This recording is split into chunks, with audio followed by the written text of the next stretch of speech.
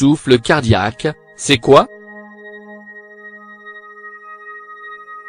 Le souffle cardiaque est quelque chose d'assez commun chez beaucoup de personnes, d'ailleurs, vous en avez sûrement déjà entendu parler. Le souffle cardiaque se traduit par un bruit, le sang qui passe par les valves du cœur ou à travers les vaisseaux sanguins qui se trouvent autour du cœur pousse ce dernier à émettre un bruit anormal qui ne ressemble en rien au rythme régulier qu'il a l'habitude d'avoir. Cette anomalie représente le souffle que produisent nos battements à cause d'une petite défaillance au niveau de l'ouverture et de la fermeture des valves du cœur, l'air passe donc assez rapidement. Il faut prendre ce mal au sérieux car cela peut parfois signaler un futur problème cardiaque. Qui sont les personnes qui peuvent en souffrir? Le souffle cardiaque pourrait se manifester de deux façons. De façon congénitale, à la naissance, et c'est même très commun chez les enfants, même si la plupart du temps ils sont traités pour de simples souffles innocents qui ne nécessitent qu'un simple suivi du cœur et un contrôle de son fonctionnement et de son évolution. Mais parfois, il peut s'agir d'un problème congénital, l'une des deux valves du cœur, ces valves sont comme deux portes qui permettent le flux du sang, ne fonctionnent pas normalement ou présentent certains risques. C'est pour cela qu'un suivi régulier est nécessaire. Par acquisition, il se développe souvent au cours de notre vie, surtout chez les personnes de plus de 50 ans. Quelles en sont les causes fréquentes? Les causes du souffle cardiaque, en plus d'être congénitales, peuvent venir de maladies ou d'infections qui laissent des traces sur les valves de notre cœur et déclenchent une détérioration de leur état. Il faudrait donc apprendre à déterminer les principaux facteurs. Une infection.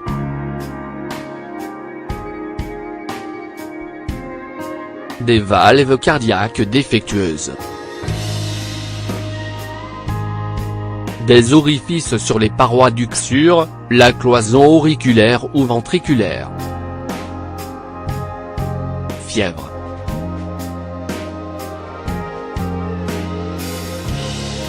Anémie, baisse des globules rouges du sang. Fièvre rhumatismale. Endocardite. Une crise cardiaque antérieure qui a laissé des traces sur les valves du cœur. Tout cela fait que les valves, ces portes qui précèdent l'entrée au cœur, ne peuvent plus se fermer correctement et influencent le passage du sang. Quels sont les symptômes du souffle cardiaque? Il faut savoir en premier lieu que les souffles soi-disant innocents ne montrent pas de symptômes importants, d'où la nécessité d'avoir un suivi régulier, car même s'ils ne sont pas graves, il faut quand même les surveiller. Les souffles anormaux, quant à eux, donnent souvent des symptômes. Et pour y voir plus clair, voici quelques indices qui vous aideront à diagnostiquer un problème cardiaque. Être fatigué.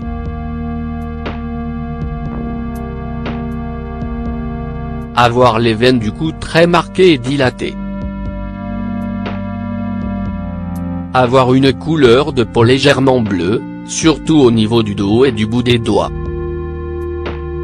Vertige et évanouissement. Douleur à la poitrine. Ne pas avoir faim.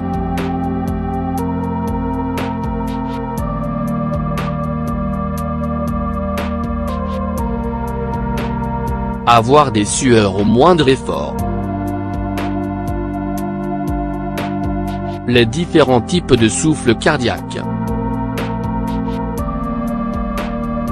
C'est au médecin de voir et de diagnostiquer l'état et la nature de notre souffle cardiaque, en analysant le volume, la durée et le son du souffle.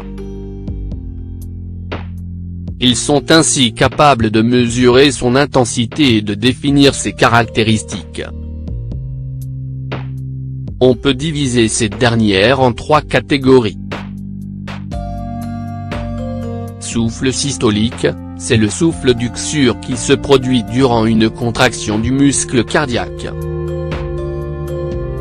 Souffle diastolique, c'est le souffle d'uxure qui se produit durant le relâchement du muscle entre les battements. Continu, c'est le souffle d'uxure qui se produit durant tout le cycle cardiaque. Les souffles impliquent-ils forcément une maladie cardiaque? Non, tous les souffles ne sont pas synonymes de maladie cardiaque, car l'uxure bat parfois de façon anormale simplement parce qu'on souffre d'une fièvre ou d'anémie. Cette anomalie disparaît un moment après. Mais il est toujours nécessaire d'aller consulter un spécialiste afin d'être sûr de l'état de cet organe et d'effectuer un électrocardiogramme et une échocardiographie si nécessaire. Cela vous permettrait de voir comment se porte votre uxure et comment il fonctionne. Votre santé est une priorité, ne négligez donc pas ce qu'il se passe au niveau de votre uxure, et n'hésitez pas à faire appel à un médecin à la première alerte.